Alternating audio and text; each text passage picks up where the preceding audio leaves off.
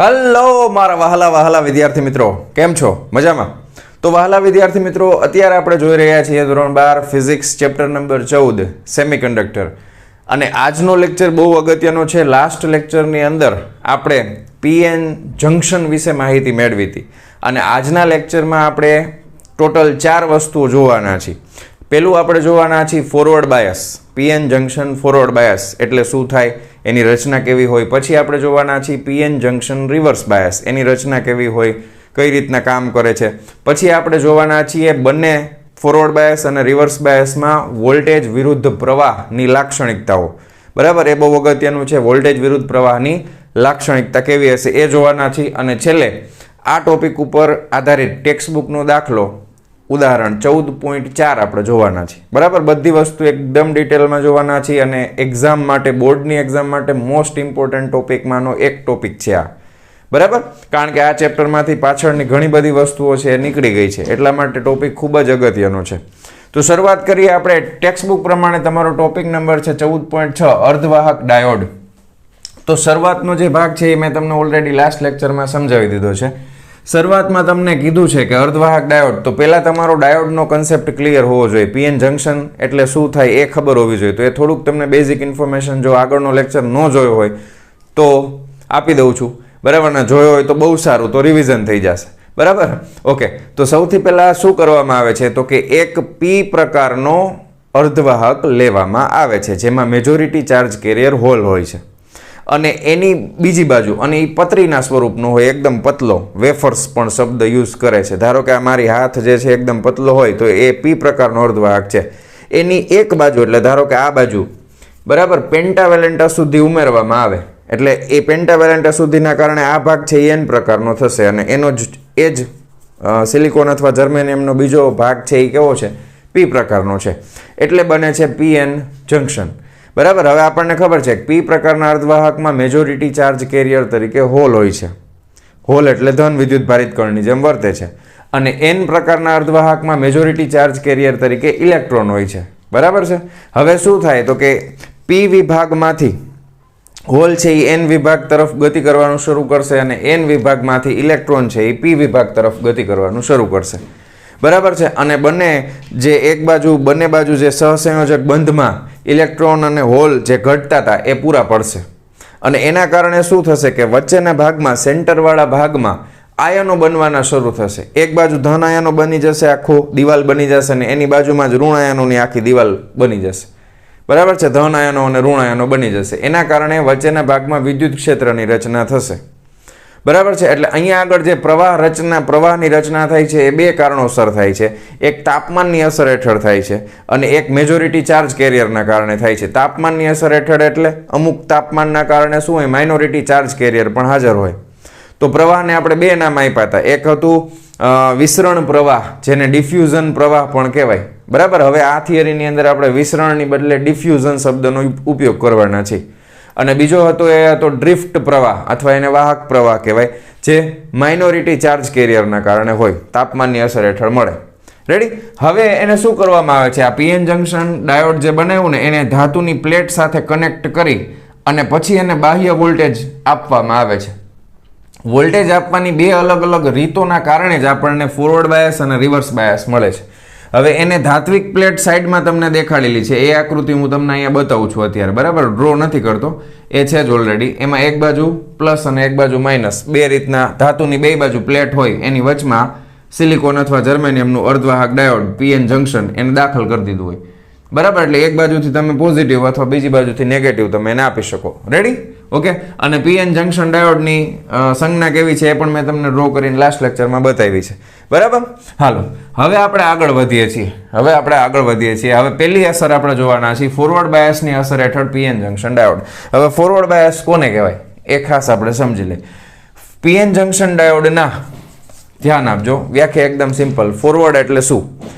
PN junction ડાયોડના પી વિભાગને બેટરીના ધન ધ્રુવ સાથે જોડી અને એન વિભાગને બેટરીના ઋણ ધ્રુવ સાથે જોડવામાં આવે તો બનતી રચનાને ફોરવર્ડ બાયસ કહેવામાં આવે છે.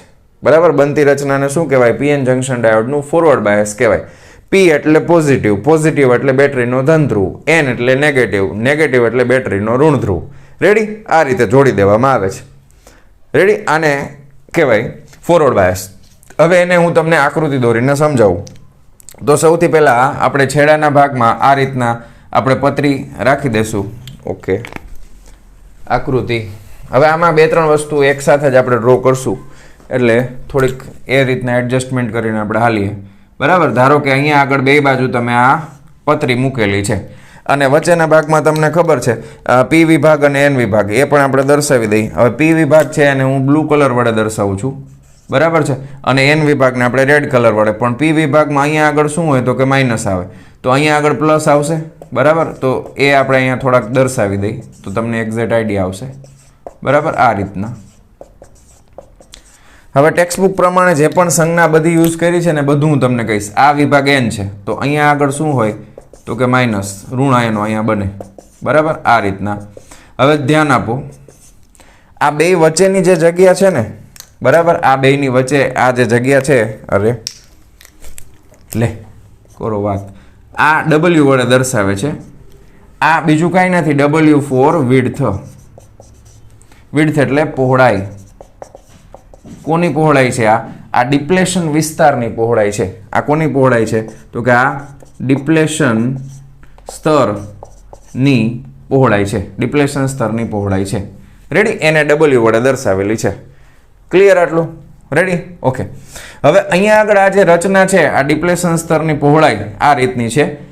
અહીંયા આગળ આયનો બનેલા છે પ્લસ અને માઇનસ.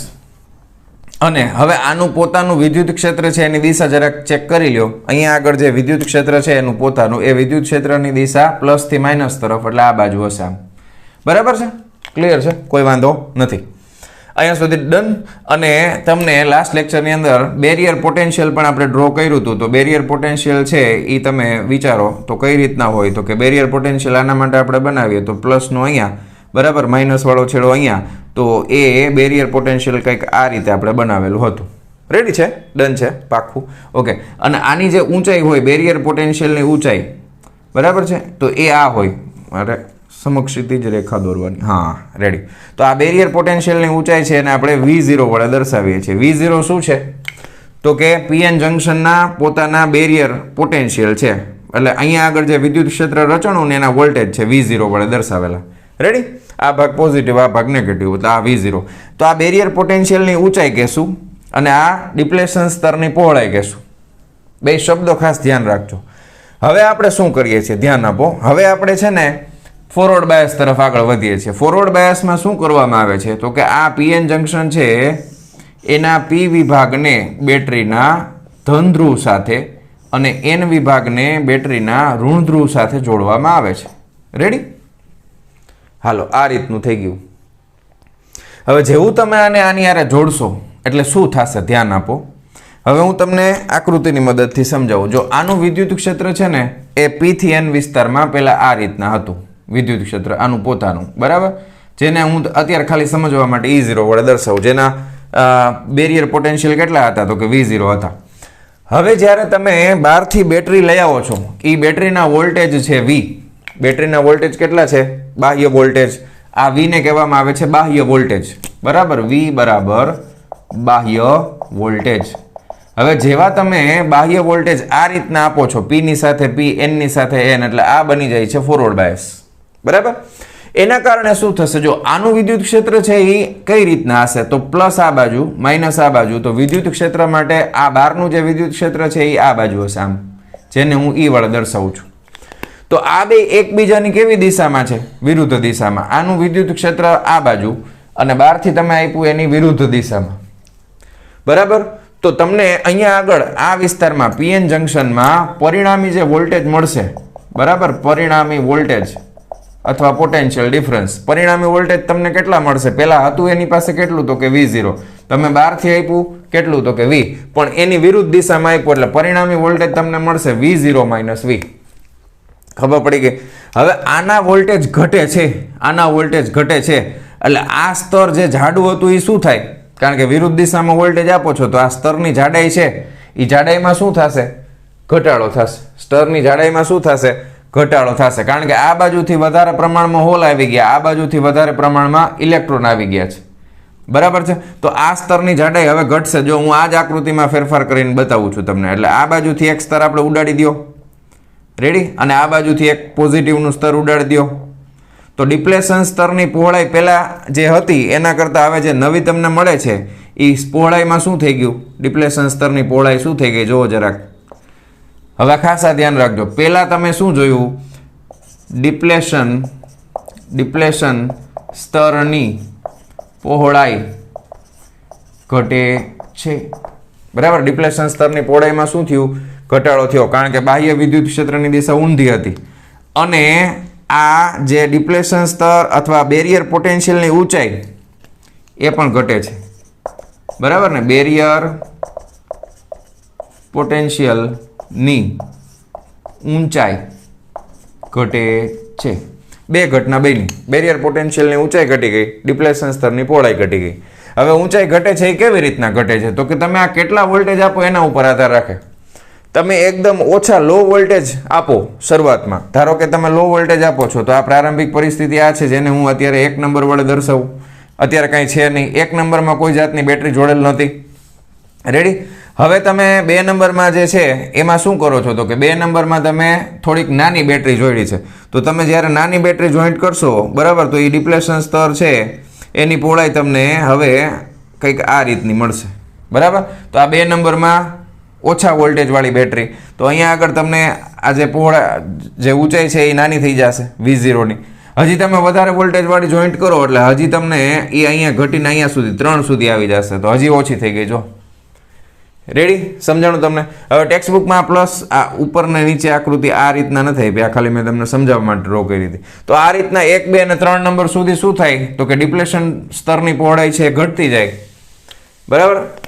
અને પોટેન્શિયલ, બેરિયર પોટેન્શિયલની ઊંચાઈ છે એ ઘટતી જાય. તમે જેટલા વધારે વોલ્ટેજ આપશો એ સ્તર છે એ નબળું પડતું જશે. ખ્યાલ આવ્યો? ડન. આટલું અહીંયા સુધી ક્લિયર? કોઈ વાંધો, કોઈ ડાઉટ નથી ને? હા, હવે તમે ધ્યાન આપો આગળ. આ ખાલી મેં દર્શાવ્યું છે, તમારે એક્ઝામમાં દર્શાવવાની જરૂર નહીં, ટેક્સ્ટ બુક પ્રમાણે જ આપણે આગળ વધશું. રેડી? હાલો. હવે એકચ્યુઅલી તમે એક વસ્તુ જો, ખરેખર શું થતું હશે, ખરેખર શું થાય છે, તો કે આ બાજુનો છેડો છે એ ધન છે, પોઝિટિવ. આ બાજુ N વિસ્તારમાં મેજોરિટી ચાર્જ કેરિયરવાળા ઇલેક્ટ્રોન હાજર છે, અને બીજું આ બાજુથી તો આવે છે, અને હવે આપણે અહીંયા માઇનસ વડે દર્શાવી, બરાબર. અને આ બાજુ મેજોરિટી ચાર્જ કેરિયર તરીકે શું છે, તો કે આ બાજુ હોલ છે, બરાબર. P વિસ્તારમાં હોલની સંખ્યા વધારે છે. આ તમારે દોરવાનું નથી, ખાલી મેં તમને સમજાવવા માટે દોરું છું. અને અહીંયા આગળ સાથે એવું યાદ રાખવાનું કે અમુક માઇનોરિટી ચાર્જ કેરિયર તો હાજર રહેશે જ. માઇનોરિટી ચાર્જ કેરિયર તો આમાં હાજર રહેશે જ. એવું નહીં કે ખાલી એકલું જોઈએ, એમ ખાલી એને જોઈએ એવું ન હોય, કારણ કે તાપમાનની અસર એ થાય ને, તાપમાનના કારણે અમુક બંધ તોડીને નીકળી ગયા હોય, એના રીતે માઇનોરિટી ચાર્જ કેરિયર પણ મને. હવે એકચ્યુઅલમાં શું થાય ખબર છે, કે જેવા તમે આ બેરિયર પોટેન્શિયલ, આ રીતનો પોટેન્શિયલ ડિફરન્સ મળે, અને ખાસ બીજું શરૂઆતમાં તમને એમ કીધું છે કે આ જે તમે બેટરી આ જોડો છો ને એના વોલ્ટેજ છે ને એ P વિસ્તાર ને N વિસ્તારમાં બધે લાગુ નથી પડતા, ખાલી ક્યાં લાગુ પડે, આ વિસ્તારમાં ડિપ્લેશન સ્તરને જ લાગુ પડે, કારણ કે આ વિસ્તારમાં કંઈ છે જ નહીં, વિદ્યુત ક્ષેત્ર જ નથી બાકીના વિસ્તારમાં, અને સ્તર ખૂબ જ નાનો છે, બરાબર. એટલે અહીંયા આગળ કોઈ આયનો હાજર નથી આ વિસ્તારમાં, એટલા માટે ત્યાં વિદ્યુત ક્ષેત્ર નથી. એટલે તમે જે બેટરીથી વોલ્ટેજ લાગુ પાડશો ને એ ડિપ્લેશન સ્તરને જ સીધા મળશે, આડાવડા ક્યાંય જશે નહીં. હાલો, આટલું ક્લિયર થઈ ગયું? પાકું?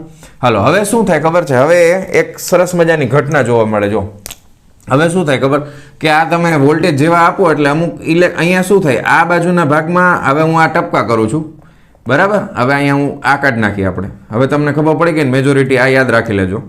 હવે હું તમને ખાલી સમજાવવા માટે, જો અહીંયા આગળ આ કયો વિસ્તાર છે, વિસ્તાર પાછા એ ભૂલી ન જતા, આ P, આ N, રેડી? હા. હવે N વિસ્તારમાં મેજોરિટી ચાર્જ કરે ઇલેક્ટ્રોનની સંખ્યા વધી ગઈ ને, તો એ બધા ઇલેક્ટ્રોન શું કરે ખબર, એ બધા અહીંયા એકારે ભેગા થાય, તળાતડી આ વિસ્તારમાં ભેગા થાય, બરાબર. અને એ ભેગા થાય એટલે શું થાય, તો કે અહીંયા સંખ્યા ઘનતા વધી જાય, બરાબર. અને આ ઇલેક્ટ્રોન છે ને એ અહીંયાથી ગતિ કરીને અહીંયા આવશે, અહીંયાથી ગતિ કરીને અહીંયા આવશે, અહીંયાથી ગતિ કરીને અહીંયા આવશે, અહીંયાથી ગતિ કરીને અહીંયા આવશે. એટલે આ વિસ્તારની અંદર દિવાલની આ બાજુ છે ને ઇલેક્ટ્રોન બધા ભેગા થવાનું શરૂ કરે, બરાબર, અહીંયાથી ગતિ કરી કરીને એટલે આ આવી ગયા, નીકળી ગયા, અહીંથી ગતિ કરીને અહીંયા આવી ગયા. એવી રીતના ઓલા ભાગમાં શું થાય ખબર છે, આ ભાગમાંથી હોલ ગતિ કરી કરીને અહીંયા આવશે. બરાબર છે. હવે એન વિસ્તારમાં હોલ છે એ માઇનોરિટી ચાર્જ કેરિયર છે અને પી વિસ્તારમાં ઇલેક્ટ્રોન છે એ માઇનોરિટી ચાર્જ કેરિયર છે.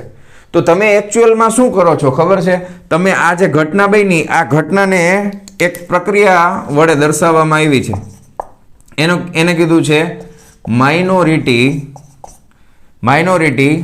વાહક ઇન્જેક્શન. તમે શું કરો છો, માઇનોરિટી વાહકનું ઇન્જેક્શન કરો છો. ધારો કે અહીંયા ઇન્જેક્શન દાખલ કરો, ઇલેક્ટ્રોનનું ઇન્જેક્શન આમથી દાખલ કર્યું અને ઇન્જેક્શન માર્યું તો અહીંયા બધા ઇલેક્ટ્રોન ભેગા થઈ ગયા.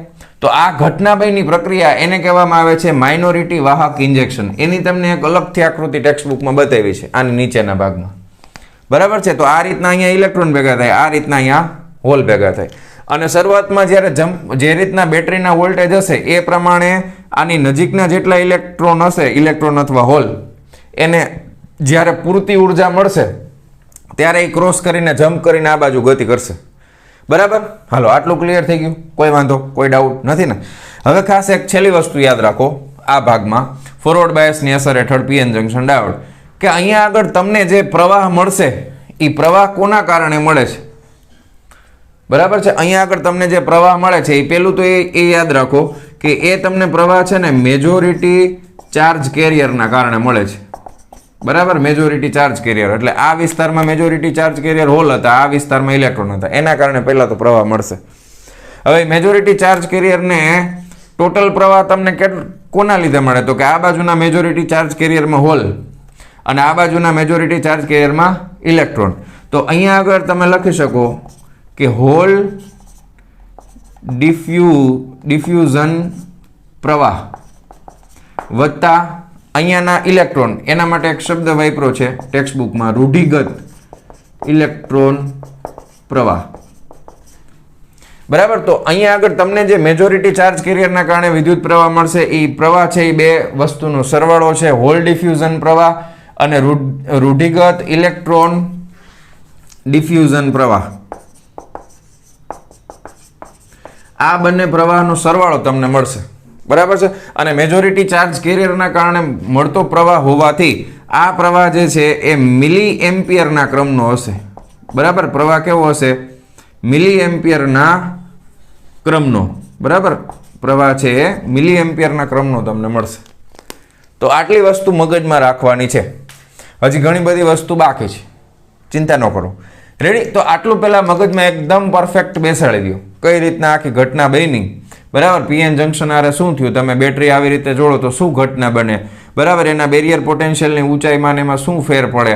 તો પહેલાં મેં જે તમને આટલું સમજાવ્યું છે એ બધી વસ્તુ ટેક્સ્ટ બુકમાં જઈ, અહીંયા વિડીયો પોઝ કરી નાખો, ટેક્સ્ટ બુકમાં જઈ અને 14.6.1 નંબરનો ટોપિક છે ને આખે આખો એકવાર મસ્ત રીડ કરી લ્યો.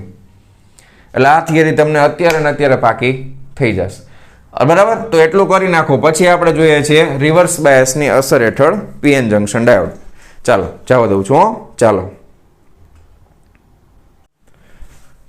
વિદ્યાર્થી મિત્રો, વાંચી લીધું ટેક્સ્ટ બુકમાંથી? પરફેક્ટ, ડન, પાકું થઈ ગયું? ઓકે.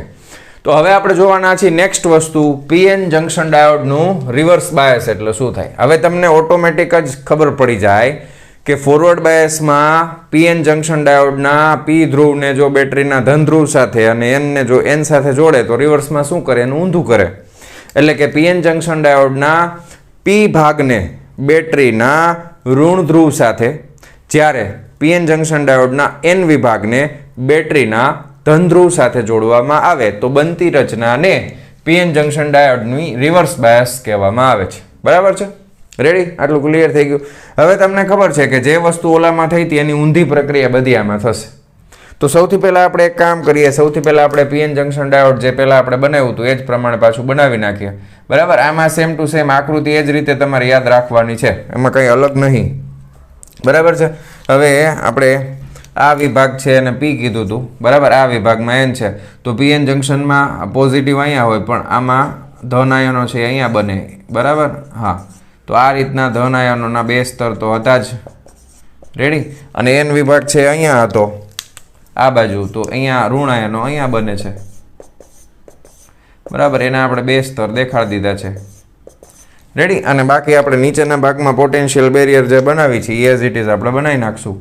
બરાબર, તો પોટેન્શિયલ બેરિયર છે, ખરેખર આમ લાઈન કરી હોય તો જ મજા આવે. આમ પોટેન્શિયલ બેરિયરની ઊંચાઈ આ રીતે છે. બરાબર, અને આ બે છેડા વચ્ચે આ પોટેન્શિયલ બેરિયર અથવા બેરિયર પોટેન્શિયલની ઊંચાઈ છે V0. રેડી. હાલ, ડન. આટલું ક્લિયર. હવે આપણે શું કરીએ છીએ, હવે આપણે ઊંધી પ્રક્રિયા કરશું. આને છે ને બેટરીમાં આ P વિભાગ છે એને બેટરીના ઋણ ધ્રુવ સાથે અને N વિભાગને બેટરીના ધન ધ્રુવ સાથે જોડી દેશું. રેડી. ઓકે, પાકું? આટલું ક્લિયર થઈ ગયું? ઓકે, હવે તમે વિચારો પાછું જે ઓલામાં આપણે થિંકિંગ કર્યું as it is same thinking આપણે અહીંયા કરશું.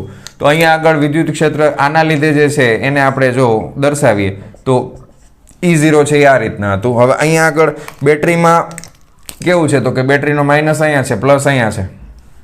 તો એના માટે પણ તમે પ્લસ ને માઇનસનો વિચાર કરો તો એનું પણ બાહ્ય વિદ્યુત ક્ષેત્ર E એ આ દિશામાં છે. રેડી. ઓકે, તો આના લીધે શું થશે કે બહારથી જે તમે વોલ્ટેજ આપો છો, બરાબર, તો જેને આપણે બાહ્ય વોલ્ટેજ કહીએ છીએ, બાહ્ય વોલ્ટેજ V, અને અહીંયા આગળ બેરિયર પોટેન્શિયલ એને આપણે V0 કહીએ છીએ. બંને એક જ દિશામાં છે. બરાબર, તો પરિણામી વોલ્ટેજ કેટલા મળશે આપણને વિચારો જોઈ. પરિણામી વોલ્ટેજ કેટલા મળે તો કે પરિણામી વોલ્ટેજ મળશે V વત્તા V0 અથવા V0 વત્તા V. V0 પહેલા જ લખવાનું કારણ કે મેઇન એનું ઇમ્પોર્ટન્સ વધારે છે. બરાબર, તો V0 વત્તા V જેટલા વોલ્ટેજ આપણને મળશે પરિણામી વોલ્ટેજ. હવે પરિણામી વોલ્ટેજના કારણે આના લીધે થાય શું એ વિચારો. તો આના લીધે એવું થશે કે હવે જ્યારે તમે આ બેટરી જોડી દેશો ને તો અહીંયા આગળ બે વિદ્યુત ક્ષેત્ર એક જ દિશામાં આવ્યો તો આ જે છે ને ડિપ્લેશન સ્તર એની પહોળાઈમાં વધારો થશે. એટલે અહીંયા આગળ હજી તમે માનો કે હજી ધન આયનો હજી વધારે બનશે. પહેલાં જે હતું આટલું પહોળું એની બદલે એ વધી ગયું અને આ બાજુ છે ઋણ આયનો બનવાના શરૂ થઈ જશે. બરાબર, એટલે અહીંયા તમે વિચારશો તો અહીંયા આગળ જે આ W છે આ તમે જો આ W ની પહોળાઈ વધી ગઈ કે નહીં. બરાબર, તો હવે તમે જે બને છે એ આપણે કહેતા જઈએ. આના લીધે થાય છે શું તો કે આના લીધે ડિપ્લેશન સ્તરની પહોળાઈ વધશે. બરાબર, ડિપ્લેશન સ્તરની પહોળાઈમાં શું થઈ જશે? વધારો થઈ જશે. બરાબર, ડિપ્લેશન સ્તરની પહોળાઈમાં વધારો થઈ જશે. હવે અહીંયા આગળ તમે જુઓ પેલા 1 નંબરની છે એ પ્રારંભિક અવસ્થા છે. હવે અહીંયા આગળ તમે જ્યારે બેટરી જોડી દીધી તો બહારથી જે વોલ્ટેજ આવ્યા એના કારણે જે આ બનતું હતું, બરાબર, તો એ હવે આમ વયું જશે ઉપર. તો બીજા નંબરની કન્ડિશનમાં શું થઈ જશે? પોટેન્શિયલ બેરિયર અથવા બેરિયર પોટેન્શિયલ, ઊંધું જ કહે છે આ ટેક્સ્ટ બુકમાં યાર, કાંઈ વાંધો નહીં. બેરિયર પોટેન્શિયલ ની ઊંચાઈ, બરાબર, બેરિયર પોટેન્શિયલ જે છે એની ઊંચાઈ શું થઈ જશે? બેરિયર પોટેન્શિયલની ઊંચાઈ વધશે. રેડી, બેરિયર પોટેન્શિયલની ઊંચાઈ વધશે. ડન છે આટલું? રેડી. ઓલામાં ઘટ્યું હતું, ઓલામાં ડિપ્લેશન સ્તરની પહોળાઈ શું થઈ ગઈ હતી? ડિપ્લેશન સ્તરની પહોળાઈ ઘટી હતી. રેડી ને? અને બેરિયર પોટેન્શિયલની ઊંચાઈ જે છે એ ઘટી હતી. તો આમાં ઊંચાઈ વધશે અને આ પણ વધશે. બરાબર, ડિપ્લેશન સ્તરની પહોળાઈ પણ વધશે અને ઊંચાઈમાં પણ વધારો થશે. ઓલામાં ઘટશે હતું. તો બે એકબીજાનું ઊંધી પ્રક્રિયા છે. હવે અહીંયા આગળ જે પ્રવાહની રચના થાય એના ઉપર ખાસ ફોકસ કરીએ, કેવી રીતના થશે. હવે એક વસ્તુ નોટિસ કરો કે તમે કદાચ આ વોલ્ટેજ થોડા ઘણા પણ આપશો ને તો અહીંયા આગળ આ સ્તર છે એ એટલું પ્રબળ છે કે આ વિસ્તારમાં P વિભાગમાં, P એટલે પોઝિટિવ, તો P વિભાગમાં હોલ છે એ આ બાજુ તો જઈ નથી શકવાના કારણ કે, અને આ વિભાગના ઇલેક્ટ્રોન છે એ આમ નથી જઈ શકવાના. એ તો કન્ફર્મ વસ્તુ થઈ ગઈ. તો ઓલામાં જે રીતના સરળતાથી પ્રવાહ મળતો તેવો તો નહીં મળે. પણ આ વિસ્તારમાં હવે તમે ખાલી વિચારો કે અહીંયા આગળ માઇનોરિટી ચાર્જ કેરિયર તરીકે કોણ છે? P વિભાગમાં. P એટલે પોઝિટિવ, તો માઇનોરિટી ચાર્જ કેરિયર તરીકે અમુક ઇલેક્ટ્રોન આમાં રખડતા હશે ને. બરાબર, અમુક ઇલેક્ટ્રોન તો અહીંયા હશે જ આવા રેડ કલર વાળા આ વિસ્તારમાં P વિભાગમાં. તો આ એટલું બધું વિદ્યુત ક્ષેત્ર એનું પ્રબળ હોય, બરાબર, ધનથી ઋણ તરફ, તો આને એટલા પ્રેમથી આમ સોલિડ રીતે ખેંચીને એને જટ્ટ કરીને ફટ્ટ કરીને આને આ બાજુ લઈ લે. એટલે આ માઇનોરિટી ચાર્જ કેરિયર જેટલા અહીંયા થોડા ઘણા આવશે રખડતા બરાબર, એ બધા અહીંયા આવતા રહેશે કૂદકો મારીને, કારણ કે એટલું બધું પ્રબળ વિદ્યુત ક્ષેત્ર છે. અને આ બાજુના જેટલા માઇનોરિટી ચાર્જ કેરિયરના હોલ હશે એ બધા હોલ ઝટ કરીને ફટાક દઈને અહીંયા આવતા રહેશે. બરાબર, તો હવે આપણને એવું જોવા મળ્યું કે આમાં તમે જ્યાં વોલ્ટેજ વધારો, ધારો કે આ બેટરી છે એના વોલ્ટેજ છે એ તમે આમ વધાર્યા જાઓ તો કંઈ પ્રવાહમાં ફેર નથી પડતો, પ્રવાહમાં ફેર પડતો નથી. અને આ માઇનોરિટી ચાર્જ કેરિયર, અહીંયા આગળ પ્રવાહની રચના કોને લીધે થશે? પ્રવાહની રચના, બરાબર, એ થશે માઇનોરિટી ચાર્જ કેરિયર કહેવાય એને. બરાબર, માઇનોરિટી ચાર્જ કેરિયરના કારણે મળશે. માઇનોરિટીની સંખ્યા એકદમ ઓછી હોય તો અહીંયા આગળ જે પ્રવાહ મળશે એ એક તો માઇક્રો એમ્પિયરના ક્રમનો હશે. પ્રવાહ છે એ માઇક્રો એમ્પિયરના ક્રમનો પ્રવાહ મળશે. માઇનોરિટી ચાર્જ કેરિયરના કારણે હોવાથી આ પ્રવાહને આપણે શું નામ આપ્યું છે? તો કે ડ્રિફ્ટ પ્રવાહ. શું નામ આપ્યું છે? ડ્રિફ્ટ પ્રવાહ. શું નામ આપ્યું છે? ડ્રિફ્ટ પ્રવાહ. રેડી? તો આ પ્રવાહ બહુ નાનો હશે. અને બીજું, આ વોલ્ટેજ ઉપર અસર કરતો પ્રવાહ છે એ આ તમે જે આ વોલ્ટેજ લગાડ્યા ને, આ વોલ્ટેજ ઉપર આધારિત નથી શરૂઆતમાં. વોલ્ટેજ ઉપર આધારિત નથી તો કોના ઉપર આધાર રાખશે? તો કે પ્રવાહની રચના કરવાવાળા ઘટકો કયા છે? તો કે આ માઇનોરિટી ચાર્જ કેરિયર છે. હવે માઇનોરિટી ચાર્જ કેરિયરની સંખ્યા તમે વિચારો કોના ઉપર આધાર રાખે? તો એ તો તાપમાન ઉપર આધારિત હતી ને.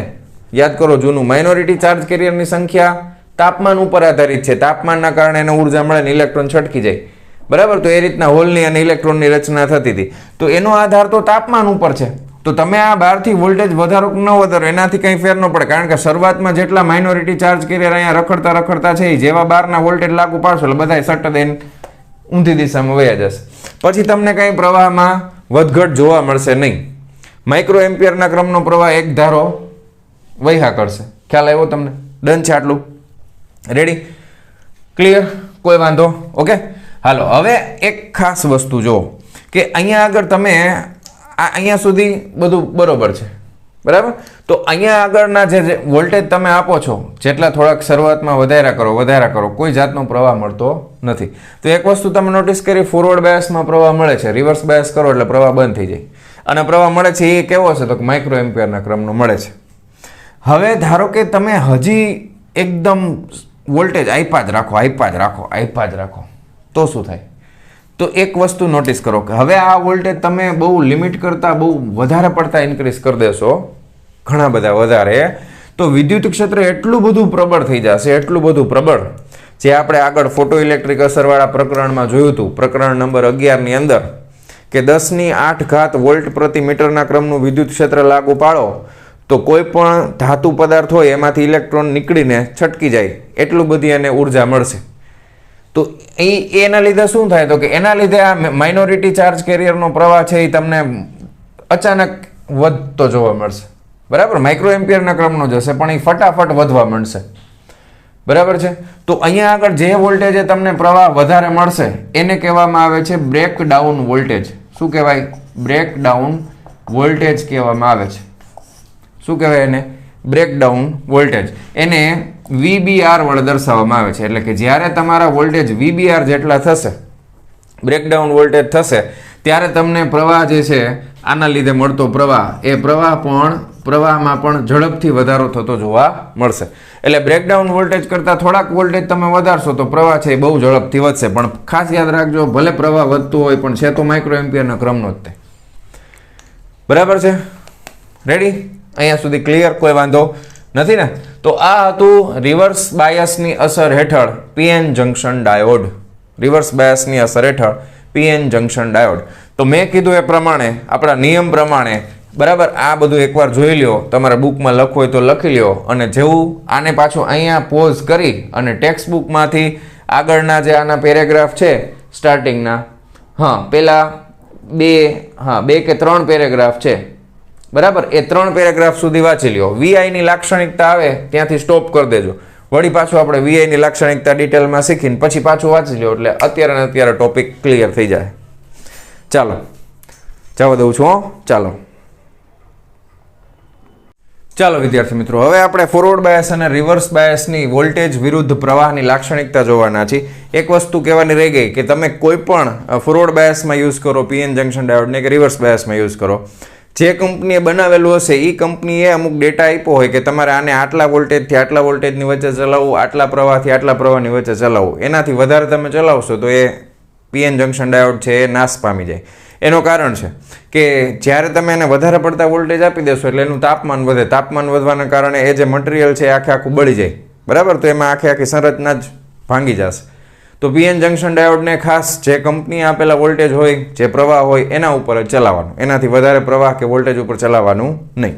રેડી? હાલો, હવે આપણે એની લાક્ષણિકતા જોવાના છે. તો એને આપણે બે રીતે સમજશું, ફોરવર્ડ બાયસ અને રિવર્સ બાયસ. હવે લાક્ષણિકતા એટલે શું? તો કે એક વખત આપણે એને ફોરવર્ડ બાયસમાં જોડશું, બીજી વખત રિવર્સ બાયસમાં જોડશું, પછી ફોરવર્ડ બાયસમાં આપણે એને અલગ અલગ વોલ્ટેજ આપશું, એના અનુરૂપ એને પ્રવાહ કેવો મળે છે એમ આપશું. પછી આપણે એને રિવર્સ બાયસમાં જોડશું, એને અનુરૂપ પ્રવાહ કેવો મળે છે એમ આપશું, બરાબર. અને એનો ગ્રાફ બનાવશું. વાર્તા પૂરી? સમજાણું? Okay, done. ઓકે, તો પહેલાં આપણે ફોરવર્ડ બાયસ ડ્રો કરી નાખીએ.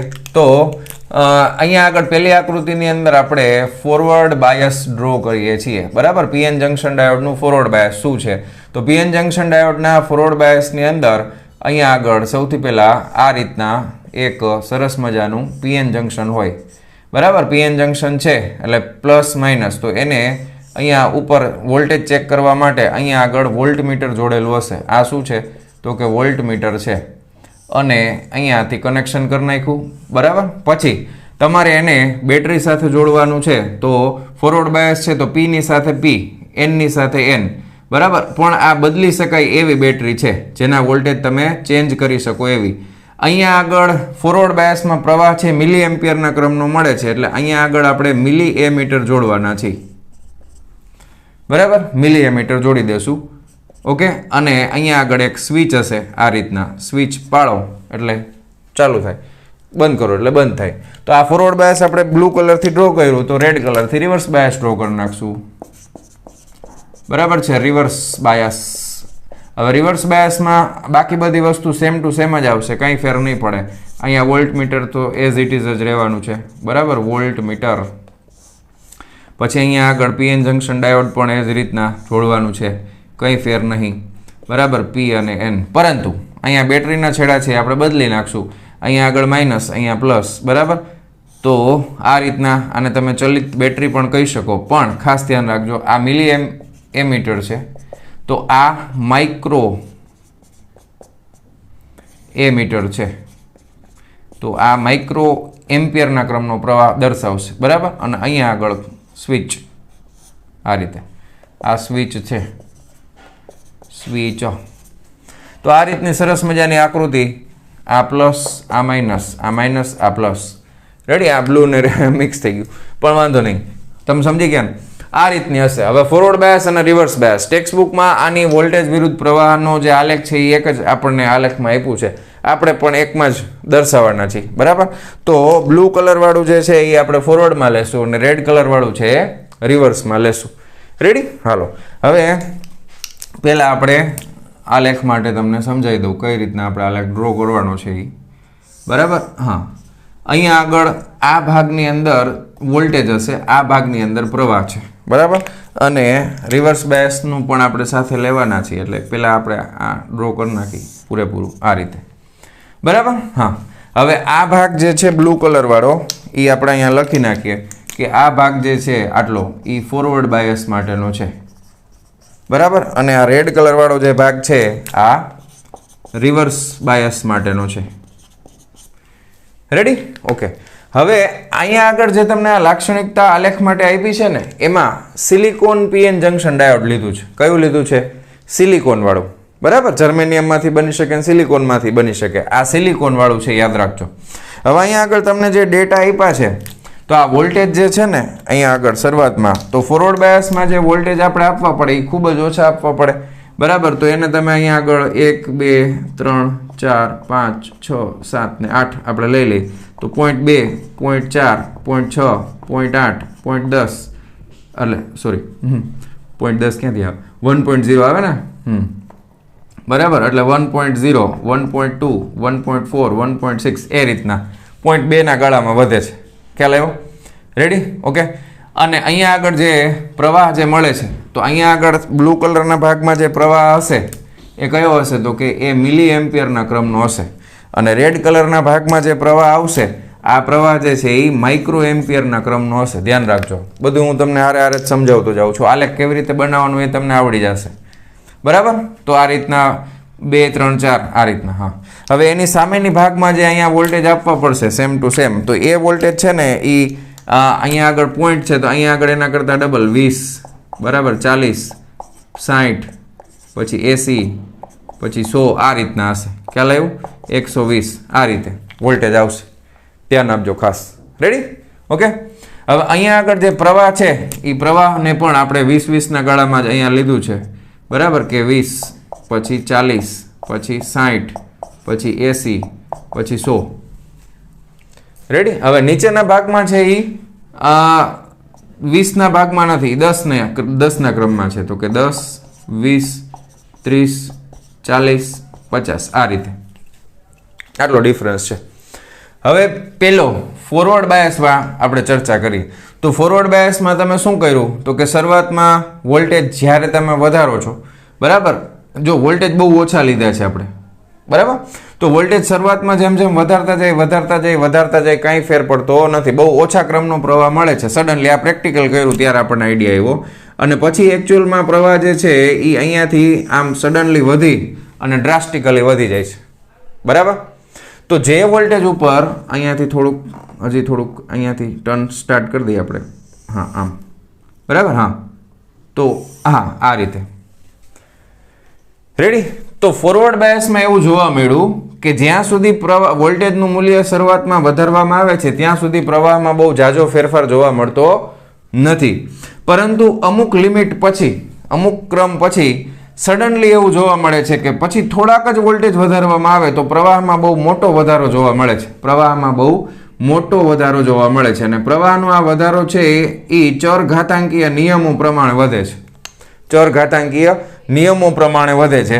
તો એ જે વોલ્ટેજ આવે છે કે એટલા વોલ્ટેજ પછી સડનલી વધે છે પ્રવાહ મિલી એમ્પિયરના ક્રમનો, તો એ વોલ્ટેજને કહેવામાં આવે છે થ્રેશોલ્ડ વોલ્ટેજ, અથવા એને બીજું નામ પણ આપવામાં આવ્યું છે થ્રેશોલ્ડ વોલ્ટેજ, અથવા તમે એને કટ ઇન વોલ્ટેજ પણ કહી શકો. થ્રેશોલ્ડ વોલ્ટેજ અથવા કટ ઇન વોલ્ટેજ પણ કહેવામાં આવે છે. રેડી?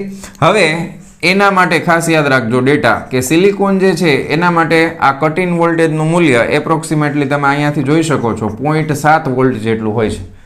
બરાબર છે? જ્યારે જર્મેનિયમ માટે એનું મૂલ્ય છે એ એપ્રોક્સિમેટલી 0.2 વોલ્ટના ક્રમનું હોય છે. થ્રેશોલ્ડ વોલ્ટેજ કે જેના પછી પ્રવાહ તમને સડનલી મળે એને થ્રેશોલ્ડ વોલ્ટેજ કહેવાય. બરાબર છે? આટલું ક્લિયર થઈ ગયું? ડન છે? પાકું? રેડી? ઓકે. હાલો, હવે આ ફોરવર્ડ બાયસની વાત થઈ ગઈ. ફોરવર્ડ બાયસમાં આ રીતના આપણને પ્રવાહ મળશે. તો એક વસ્તુ નોટિસ કરી કે ફોરવર્ડ બાયસમાં પ્રવાહ મિલી એમ્પિયરના ક્રમનો મળે છે અને મેળા રાખે છે, સતત મળશે. હવે રિવર્સ બાયસની વાત કરો તો ફોરવર્ડ બાયસમાં જો આમાં ધ્યાન રાખો, અહીંયાથી વોલ્ટેજ મળી ગયા ને તો તમારે કોઈ દિવસ એને આના કરતાં વધારે વોલ્ટેજ ન દેવાય, નકર હળગી જાય, બળી જાય. બરાબર? હવે વાત કરીએ રિવર્સ બાયસની. તો રિવર્સ બાયસમાં આ જે પ્રક્રિયા થાય છે એ ઓલમોસ્ટ અહીંયા આગળ બહુ ઓછો, કારણ કે આ પ્રવાહ માઇક્રો એમ્પિયરનો છે ને, તો અહીંયા સીધી રેખામાં એટલે, કારણ કે આ મિલી એમ્પિયર છે, આ માઇક્રો એટલે નાનું થાય, તો અહીંયા આગળ માઇક્રો એમ્પિયરના ક્રમનો પ્રવાહ તો સતત એક ધારો મળ્યા જ કરે છે. બરાબર છે? જ્યાં સુધી વોલ્ટેજ વધારવામાં ન આવે.